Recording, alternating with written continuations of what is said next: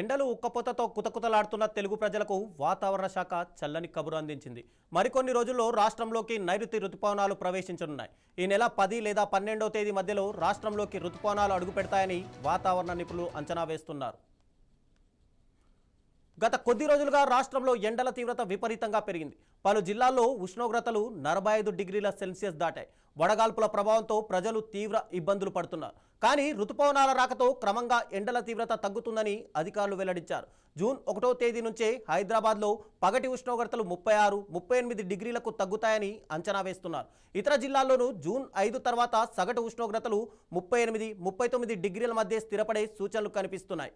గతేడాది నైరుతి రుతుపవనాలు తెలంగాణలోకి మే 26వ తేదీనే ప్రవేశించాయి. ఈసారి పసిఫిక్ మహాసముద్రంలో ఏర్పడిన ఎల్ నీనో పరిస్థితుల ప్రభావంతో రుతుపవనాల కదలిక మందగించిందని వాతావరణ శాఖ అధికారులు చెబుతున్నారు. అందుకే కేరళకు కూడా అనుకున్న సమయం కంటే ఆలస్యంగా రుతుపవనాలు చేరాయి. ఈ ఏడాది దేశవ్యాప్తంగా సాధారణం కంటే తక్కువ వర్షపాతం నమోదయ్యే అవకాశం ఉందని వాతావరణ శాఖ ఇప్పటికే ప్రకటించింది.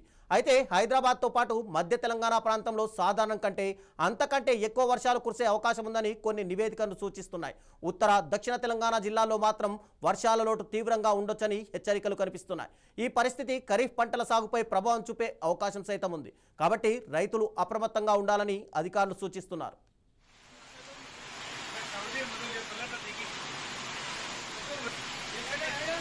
I